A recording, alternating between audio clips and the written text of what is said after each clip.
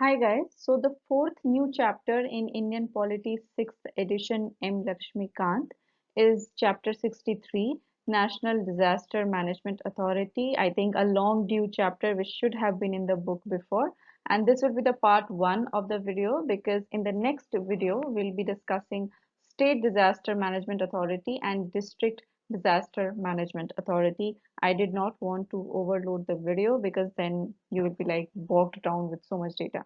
Okay, let's start the video.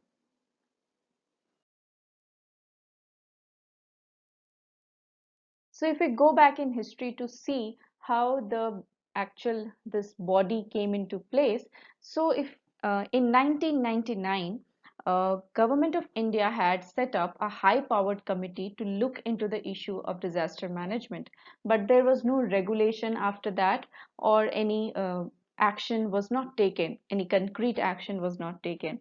After the disaster, I mean, severe disaster, Bhuj earthquake, which happened in 2001, national committee was set up in 2001 to look into this issue because it was like around 20,000 people died in this earthquake and it was like a severe crisis for the country.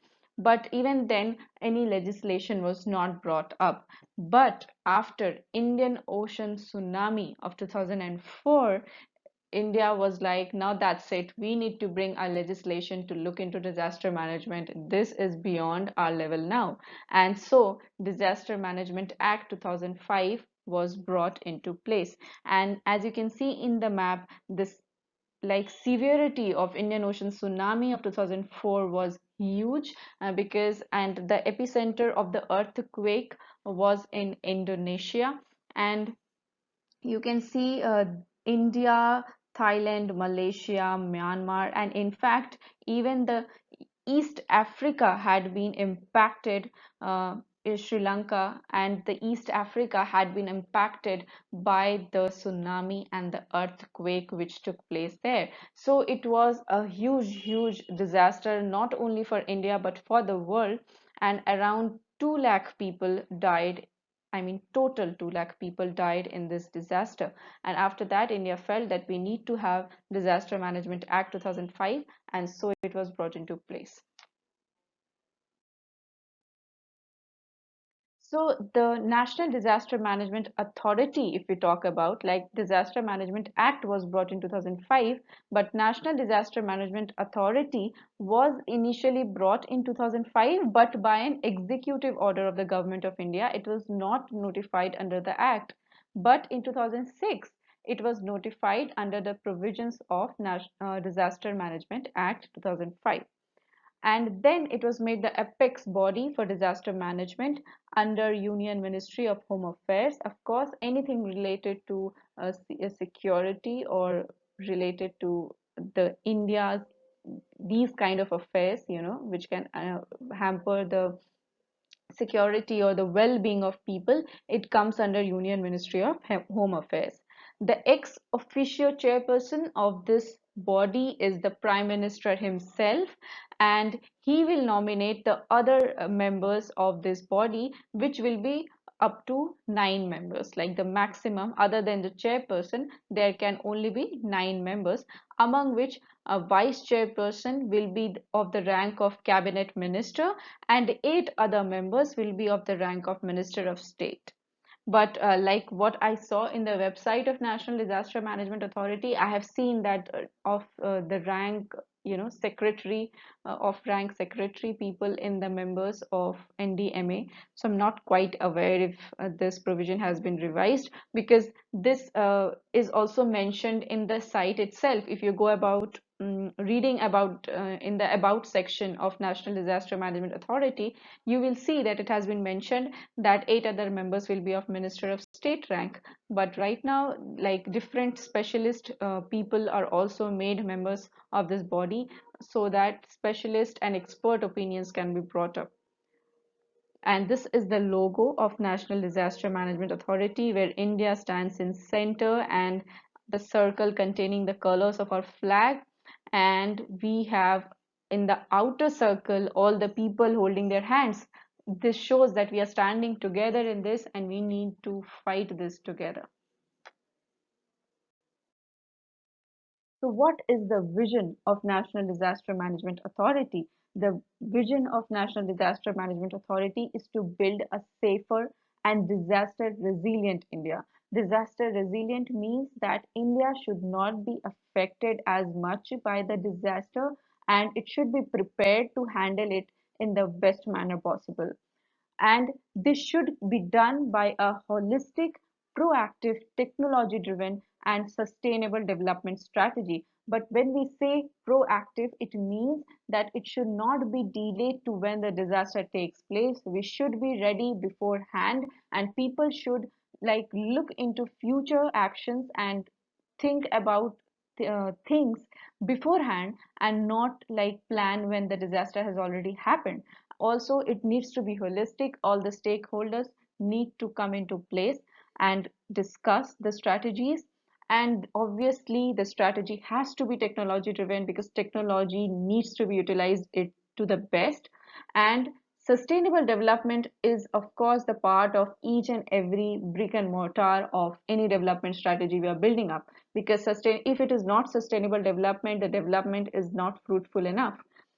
And sustainable development means we are not hampering the environment, or we are keeping the resources usage to the minimum, so that future generations are not impacted by our deeds or our actions.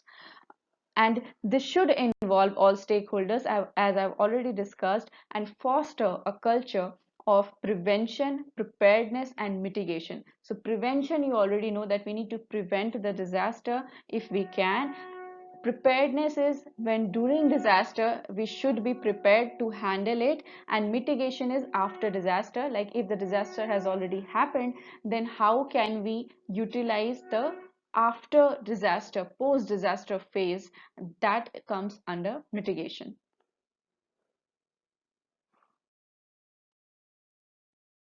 Next is, what are the objectives of National Disaster Management Authority? So the objectives are to promote culture of prevention, preparedness, and resilience through knowledge, innovation, and education. So you must be startled that why are we using knowledge and education. See, knowledge is something you have, but education is something you also provide to other people who do not have that knowledge which you have. So it is important that we promote the culture of prevention, preparedness, and resilience, but it is also important that we need to have a culture where knowledge is shared and people are educated about disasters and disaster prevention, mitigation, and everything. Also, we need to be innovative in our ideas. We need to encourage innovation, creative in our ideas, to have the best practices in our system. Another objective is to encourage mitigation measures. Mitigation, we already know, post disaster measures based on technology, traditional wisdom, जो हमारे पुराने ज़माने की जो information है हमारे पास, उसको भी यूज़ करना चाहिए. And environmental sustainability. So environmental sustainability, we already know we cannot harm environment and think that we are developing. We need to ensure that environment is damaged to the minimum. And when we talk about traditional wisdom, there are so many examples of past where we see, like Harappan culture, where the constructions were so great that even after so many years it was preserved, and the great bath has no leakage. So all this can be researched more, and we can utilize that how this was done, and we can utilize that traditional wisdom to use in our era as well, so that we can do our best in this field. Third objective is to mainstream disaster management into the developmental planning process. Now, see, it is very important that whatever, if there is some some disaster has happened in an area, then obviously there is a reconstruction phase. And But if like there is some new developmental planning process which is going on, then we need to understand that we need to integrate disaster management then and there itself now, because now we know that disaster management is important. We may not be aware about it 30 years before, but now we are. So now if there is any developmental planning process, disaster management needs to be integrated, and it needs to be the mainstream process of it.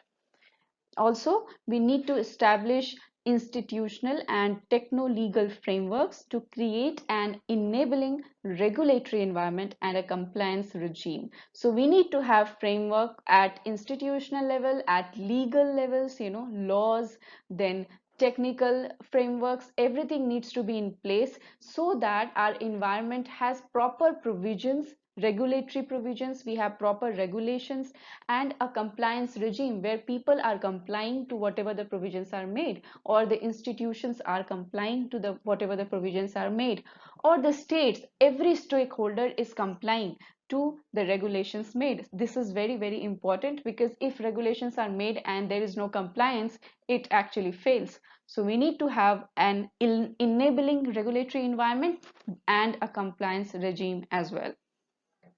And the last objective is to ensure efficient mechanism for identification, assessment, and monitoring of disaster risk. So, like, we need to identify the disaster risks. It's very important. Only then we can take actions. And also we need to assess like what needs to be done, what can be there in the future. Everything needs to be assessed, what steps can be taken, and also we need to monitor if we have taken something, if we have created something, if we have done something somewhere and we don't monitor it, it will not, it may fail at some point of time. So we need to identify, make plans, assess it, and monitor as well, so that we can manage the disaster risks well. Like, I'll tell you a story which I had heard in some video. उसमें क्या हुआ था कि आपका जहाँ जैसे coastal जो areas होती है तो वहीं पे बगल में आपके सुनामीज वगैरह आते हैं। तो क्या हुआ था कि कोई international body, I think WHO और I don't know some international body, they had created houses for fishermen. Okay, लेकिन उन्होंने क्या किया था कि वो बहुत दूर में उन्होंने फिशरमैन के लिए घर बनाया था, बहुत अच्छा घर था, वॉशरूम था, सब कुछ था। बट जब चेकिंग के लिए वहां पर गए तो they saw that nobody was living there. So they went to fishermen and they asked that why are you not living in those houses, we have made so good houses for you. तो पहली बात तो एक fisherman ने उन्हें उन्हें पूछा कि ये जो वॉशरूम है इसे यूज कैसे करते हैं, ठीक है।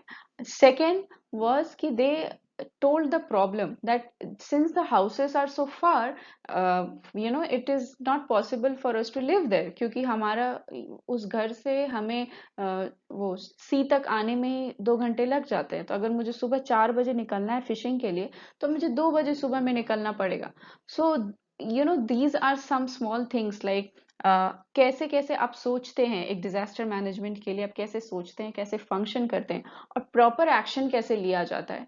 So that I wanted to give you an idea that how the disaster management thing actually works. So even if you're doing something and it is not helping the people, like it is of no use. So you need to identify everything, okay, that if the things are working into place or not.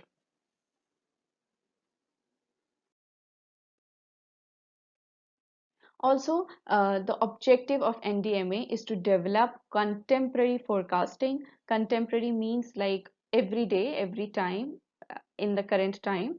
Contemporary forecasting and early warning systems, where people are warned beforehand that there is some disaster going to come, so you need to be at safe places, backed by responsive and fail-safe communication with information technology support. See, information technology support is needed everywhere, but the early warning system and forecasting also needs to be backed by responsive and fail-safe communication, where if a response is needed, that are people there in safe zones, then that response also be needs to propagate it to the concerned authorities so that they can realize that okay, people are safe.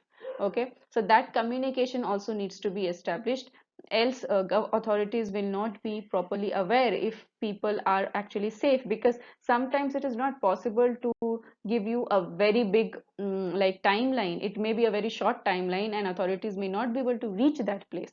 So we need to have a responsive and fail safe communication as well. Okay.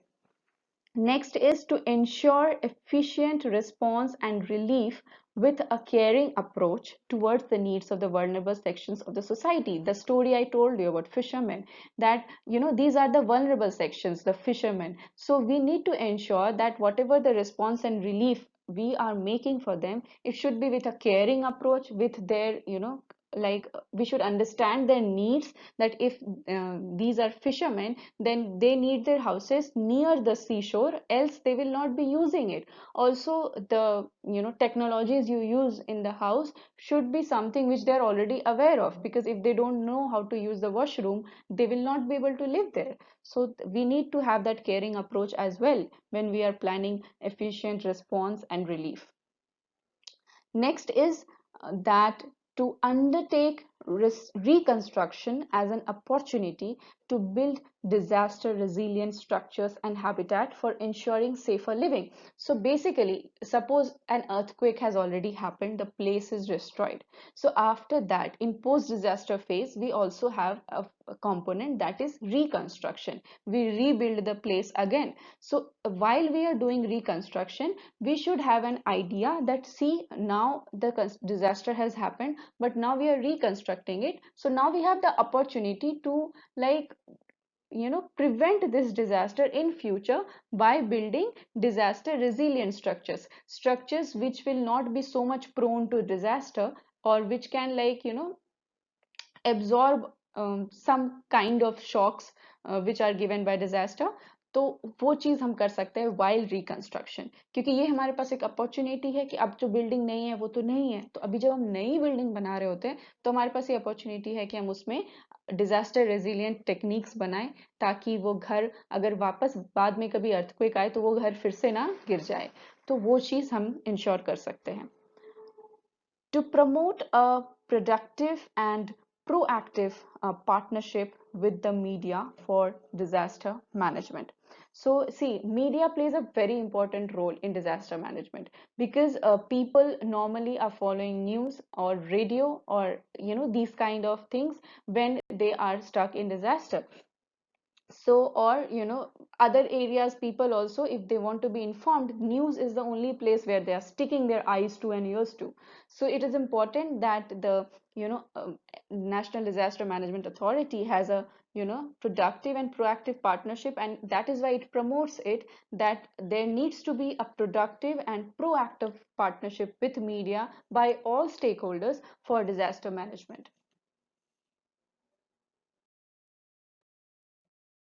Next is the functions of NDMA.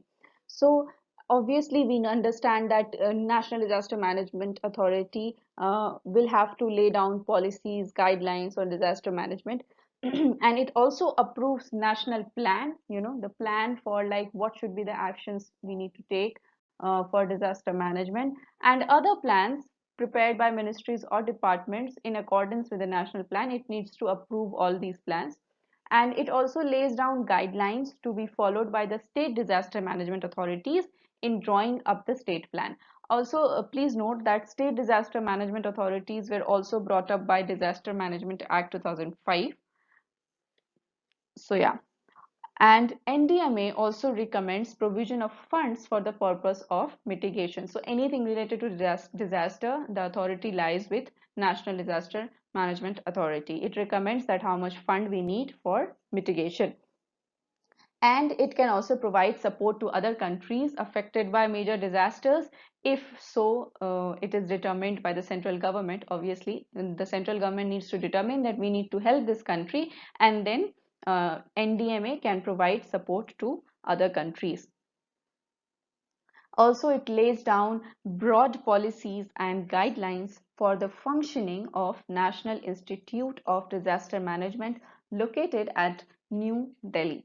Okay, see, it is important that we understand that this is not the only authority or the organization which is working. National Disaster Management Authority is basically a body where people are coming together. There are many members and they decide, plan, approve.